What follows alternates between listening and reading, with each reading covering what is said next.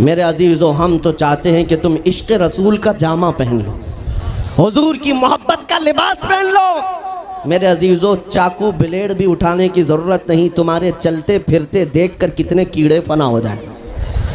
हाँ, सिर्फ तुम्हारी चलत फिरत से कई कुत्ते नालियों में मर जाएं। सबको समझ में आती है बात। और जिन लोगों ने मुझसे पूछा था बार बार, आप कुत्ते किसको कहते हैं, मैंने कहा कोई सुन्नी मुझसे पूछा ही नहीं, किसी ने मुझसे पूछा ही नहीं। ये सारी तकरीरें सुन रहे हैं, आपने पहले ही पूछा तो कहीं ऐसा तो नहीं कि जख्म पर जाकर बात लगी हो। खैर मेरे अजीज़ों, आपको मैं बारहा बेदार इस बात के लिए करना चाहता हूँ, हुजूर के अगर ग़ुलाम हैं तो पूरे ग़ुलाम बनो, पूरे ग़ुलाम।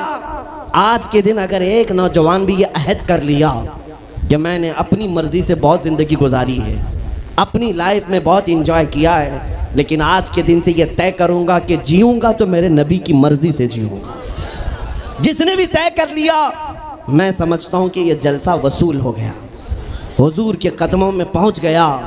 मैं बताओ ए नौजवानों, बचा क्या है हमारी ज़िंदगी में और क्या बाकी है, क्या चाहिए तुम्हें?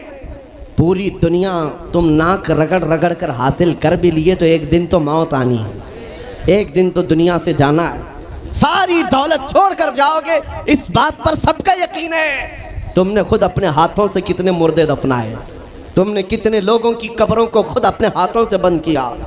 आज जो ये आंखें खुली हैं अचानक बंद कर दी जाएंगी, ये धड़कनें रुक जाएंगी, तुम हाथ पैर भी नहीं उठा सकते, और ये पूरे लोग उठाकर तुम्हें इतनी छोटी कब्र में डाल कर आते हैं जहाँ करवट लेने की भी जगह नहीं, सांस और हवा के लिए कोई रोशनदान नहीं, खिड़की नहीं। इतने घने अंधेरे के अंदर तुम तन्हा होते हो। उस कब्र के मुतालिक सोचो, वहाँ मुनकर नकीर जिसके बारे में पूछ रहे होंगे वो ताजदार मदीना की ज़ात होगी।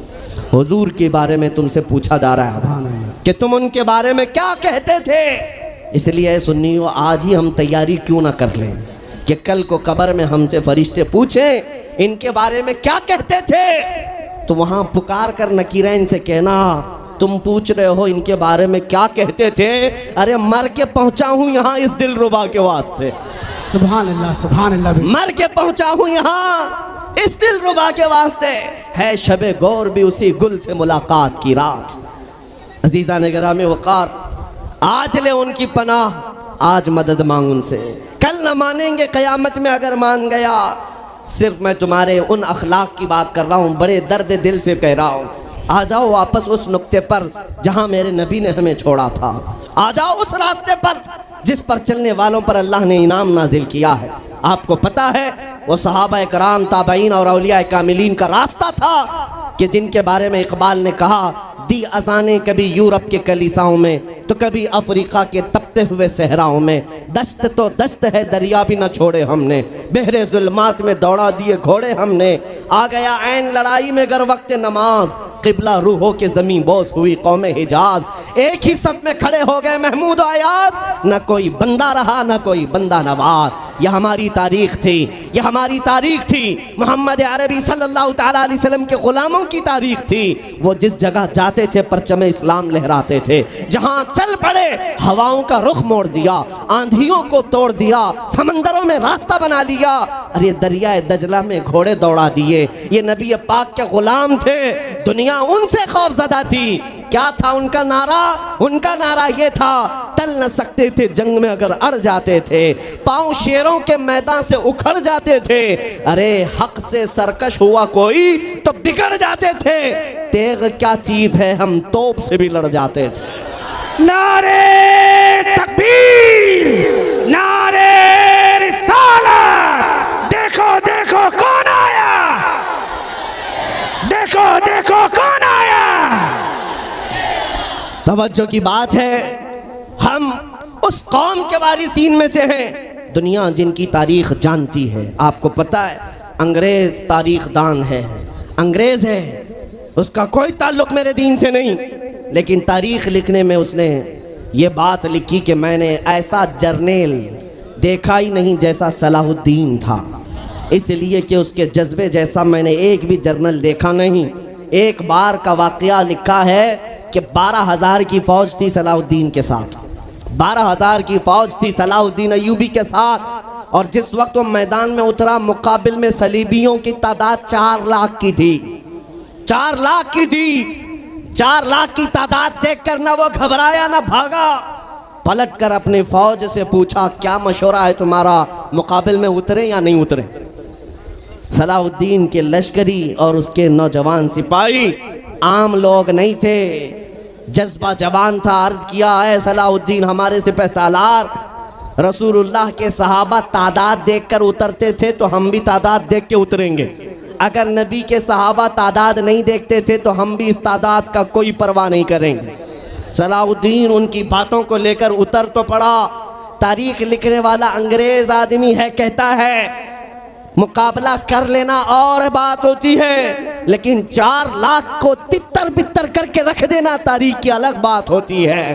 सलाहुद्दीन के इस कारनामे के बाद वो अंग्रेज तारीखदान कहता है, हमारे इलाकों में हाल ये हो गया था, हमारे यहाँ की माएँ अपने बच्चों को थपकियाँ देकर सुलाती थी और ये कहती थी कि बेटा सो जा, नहीं तो सलाहुद्दीन आ जाए। सुभान अल्लाह, सुभान अल्लाह। ये मैं इसलिए बातें अर्ज कर रहा हूँ कि सलाहुद्दीन अय्यूबी की ताकत वो उनकी अपनी बॉडी की ताकत नहीं थी, वो ना ही किसी जगह से वर्जिश करके हासिल की हुई ताकत थी।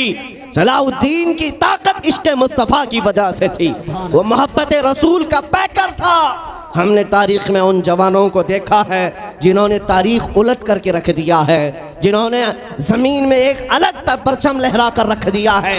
आपको पता है इसी हिंदुस्तान की सरजमीन पर सबसे पहला 10,000 का लश्कर लेकर आने वाला एक जवान, अरब से सबसे पहले आने वाला मोहम्मद बिन कासिम, सिर्फ 19 साल की उम्र में आया था। 19 साल की उम्र में आया था। किस लिए आया था? माल लूटने नहीं आया था, यहाँ जगह कब्जा करने नहीं आया था। जैसे आज तारीख तोड़ मरोड़ करके बताई जा रही है, जितने बादशाह आए सब आक्रमण किए, सारे लोग यहाँ लूटपाट करने आए थे, ये तारीख तोड़ मरोड़ कर बयान की जाती है। मेरे अजीजों, इस पर फिर कभी गुफ्तगू करेंगे। लेकिन मोहम्मद बिन कासिम क्यों आया था? इलाहाबाद के एक पंडित है, उन्होंने खुद लिखा है, मैं अपनी बात नहीं पंडित जी की बात कह रहा हूँ। उस वक्त हालात ऐसे हो गए थे कि चंद औरतें, मुसलमान औरतें जो श्रीलंका की सरजमीन से हज के लिए जा रही थी, उस वक्त राजा दाबिर सिंह उसके कुछ गुंडों ने इन औरतों को पकड़ लिया, उनकी इज्जत लूटी, उनका माल लूटा, उनको कैदी बनाया। उन औरतों ने उस वक्त पुकार कर कहा था कि कोई है जो हमारी इज्जत बचाएगा। कोई तिजारत करने वाला बाहर से आया हुआ ताजिर बात सुन करके अरब गया। अरब में जाकर गवर्नर जो था उसके सामने वाक़या बयान कर रहा था। 19 साल का जवान मोहम्मद बिन कासिम वहाँ से गुजर रहा था। उसने इतना वाक़या सुना कि हिंद की सरजमीन पर कुछ हमारी बहनों की इज्जत लूटी जा रही है। वहीं खड़े होकर उसने कहा, लब्बैक या उख्ती, ऐ मेरी बहन, मैं तेरी इज्जत की हिफाजत के लिए आ रहा हूँ। वहाँ से पुकारा अपने चचा जो गवर्नर था उस वक्त, उससे 10,000 का लश्कर लेकर के सबसे पहले यहाँ आने वाला मोहम्मद बिन कासिम किस लिए आया था? माल लूटने के लिए नहीं, औरतों की इज्जत बचाने के लिए आया था। हिंदुस्तान की सरजमीन पर कदम रखा और उसके बाद सामने मुकाबिल में फौरन जंग के लिए नहीं आया। कहा कि जिन औरतों को कैदी बनाया वो छोड़ दो, जो हज के लिए जा रही थी उन्हें आज़ाद कर दो, और दूसरी बात जिन्होंने गुंडागर्दी की है उन्हें पकड़ो और जेल में डालो। राजा को घमंड था, उसने इनकार किया तो मोहम्मद बिन कासिम ने कहा, चलो आओ मोहम्मद अरबी के शेरों से मुकाबला हो जाए। 3 दिन का मुकाबला हुआ था, न राजा बचा न बाजा बचा, सारे हजारे इधर से उधर हो गए और मोहम्मद बिन कासिम का परचम लहराया। मेरे अजीज़ों, औरतों की इज्जत का मुहाफिज 19 साल का जवान था, जिसने आते ही औरतों की इज्जत भी बचाई और मेरे दीन का परचम भी लहराया। मैं आज पूछता हूँ, हमारी उम्रें कितनी हो गई? कई जवान 25 साल 30 साल क्रॉस कर चुके। आज बहुत सारी औरतों की इज्जतें जब लूटी जाती हैं, तुम तो मोबाइल में देख देख करके शेयर कर देते हो, वीडियो इधर से उधर फैला देते हो और उसके बाद समझते हो हम बहुत बड़ा काम कर रहे हैं। हर कोई यही कहता है सबको शेयर शेयर करो, सबको शेयर करो, काय के लिए शेयर करो? मेरे अजीजों, ये कौन सी जंग लड़ रहे हो? व्हाट्सएप मोबाइल की जंग लड़ रहे हो? तुम्हारे अंदर अगर गैरत बाकी है तो मेरे अजीजों, किसी की इज्जत लुटते हुए देखकर तुम तमाशा नहीं कर सकते। ईमान बेदार करो, ईमान बेदार करो। ये आज हालात क्यों आए? इमाम गजाली की एक बात मैं सुनाता हूँ। बहुत सालों पहले उस इमाम ने कहा था, 1000 साल पहले तकरीबन, उस इमाम ने कहा था, जब इस उम्मत के सामने उनके रसूल की तौहीन हो रही हो और उम्मत खामोश बैठी रहे तो चंद दिन इंतजार करें, इनकी माँ और बहनों को बाजार में लाकर नीलाम किया जाएगा, इनकी माँ और बहनों की इज्जत लूटी जाएगी और ये कुछ ना कर सकेंगे, इनके बच्चों को मारा जाएगा और ये कुछ ना कर सकेंगे। मैं आज महसूस कर रहा हूँ हुजूर की गुस्ताखी पर और तौहीन पर खामोश रहने का नतीजा ये है कि अब हमारे घर भी सलामत नहीं रहेंगे। लोग आज चीख रहे हैं, मस्जिदें वीरान हो गई, मस्जिदें टूट रही हैं, खानकाहें टूट रही हैं, न जाने कितने मज़ारात बिल्डोजर से ख़त्म किए जा रहे हैं। ये तमाम बातें अपनी जगह पर। मैं आपसे पूछता हूँ, जाने ईमान रसूलुल्लाह की इज्जत बाकी नहीं रही तो फिर कुछ भी बाकी नहीं रहा। वो जो न हो तो कुछ न हो, वो जो न थे तो कुछ न था। जान है वो जहान की और जान है तो जहान है। आपसे मैं यही कहना चाहता हूँ, सीरियस हो जाओ, हसास हो जाओ। हंसी मजाक, गलछड़े, ये लतीफे लोगों के दरमियान अय्याशियां खत्म कर डालो। आज हर एक के घर से धुआं उठ रहा है और लोग अभी खुशियां और तमाशा देखने में मसरूफ हैं। आज पूरी दुनिया में जो तमाशा है आप नहीं अंदाजा कर सकते। फिलिस्तीन के बच्चों के साथ खून की होली खेली जाती है। हमने इराक में देखा है, चंद साल पहले जहां मैदान में खेला करते थे लोग, आज वो मैदान कब्रों से भर चुका है, कब्रों से भर चुका है। इतनी मौतें होती हैं कि जनाजा उठाने के लिए लोग नहीं होते, जनाजा उठाने के लिए लोग नहीं होते। ये तमाम हालात क्यों पैदा हुए? मुल्क शाम के हालात इतने सख्त तरीन हो गए हैं कि तकरीबन 50 लाख के करीब बेघर हो चुके लोग, जिनका घर नहीं, सब टूट चुका। ये हालात देखकर मैं आपसे कहता हूँ, बेदार हो जाओ और अमल की तरफ आ जाओ। क्या अब भी तुम्हें अज़ानें नहीं उठाती? नमाजों के लिए दौड़ते नहीं? अल्लाह का कहर जब आता है, पकड़ आती है, तो फिर कोई तुम्हें नहीं बचा सकता, कोई नहीं बचा सकता। मैं वार्निंग भी दे रहा हूँ और आपको बता भी रहा हूँ कि नबी करीम सल्लल्लाहु तआला अलैहि वसल्लम का दरवाज़ा अभी खुला हुआ है, खुला हुआ है। और वो ऐसा नबी है, ऐसा नबी है जिसके दरबार से वाबस्ता होने में कभी आपको शर्म नहीं आएगी इंशाअल्लाह, और कभी आप अपने आप को बेआबरू नहीं समझेंगे, कभी नहीं। मैं अपनी प्रैक्टिकल लाइफ बता रहा हूँ। हुजूर की मोहब्बत में, वो वफा में जो मज़े हैं वो दुनिया में कहीं नहीं, कहीं नहीं है। जब बेचैन दिल होता है तब भी हम, मेरे अजीज़ों, गाने सुन करके अपनी बेचैनी दूर नहीं करते। हम पिकनिक पॉइंट पे जाकर अपनी बेचैनी दूर नहीं करते। जब ज़्यादा बेकरारी हो तो यही कहते, उनके निसार कोई कैसे ही रंज में हो। जब याद आ गए हैं सब गम भुला दिए हैं, उनकी महक ने दिल के गुंचे खिला दिए हैं, जिस राह चल दिए हैं कूचे बसा दिए। हुजूर को याद कर लेते हैं, बेचैनी दूर होती है, बेकरारी दूर होती है। आपको मैं ये बात कहना चाहता हूँ, हुजूर की वफा में जो इज़्ज़त है वो कहीं नहीं है, हुजूर की ग़ुलामी में जो इज़्ज़त है वो कहीं नहीं। आज आपके दरमियान मैं यहाँ आया हूँ, फतेहपुर सिकरी पहली मर्तबा, लेकिन तुम्हारा जोश और जज्बा मेरे अजीज़ों, रात के 12 बजे के बाद मुझ जैसे एक अदना तालिब इल्म के इस्तकबाल के लिए अगर इतना मजमा खड़ा है, जो खड़ा है खड़ा है, जिसको जगह नहीं वो भी, जिसको जगह है वो भी। क्यों? कोई बड़े पार्टी का नेता आया है क्या? किसी गवर्नमेंट का ओहदेदार आया है? नहीं, सबको यहाँ पता है कोई नेता नहीं आया, हुजूर का एक गुलाम आया। हमारी आज जो इज्जत है वो सिर्फ इसीलिए है, जब तक बिके न थे तो कोई पूछता न था। या रसूल अल्लाह, तुमने खरीद कर हमें अनमोल कर दिया। जब तक के मदीने से इशारे नहीं होते, रोशन मेरी किस्मत के सितारे नहीं होते।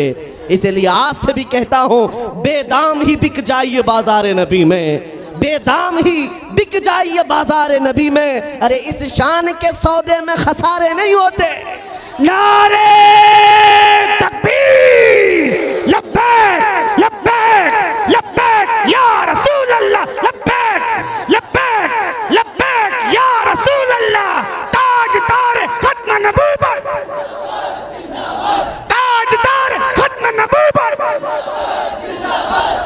मैं अपनी गुफ्तगू को समेटते हुए बात अर्ज करता हूँ, तुम्हारे यकीन को बढ़ाने के लिए कहता हूँ, आज भी तुम्हें पता होना चाहिए हमारे दर्द को कोई समझने वाला है तो आमिना का लाल है, वो मकीने गुंबद खजरा है, जो बेकसों का कस, जो बेसहारों का सहारा। उस रसूल पाक की आदत ही ये है, आता है फ़कीरों पे उन्हें प्यार कुछ ऐसा, खुद भीख दें और खुद कहें मंगते का भला हो।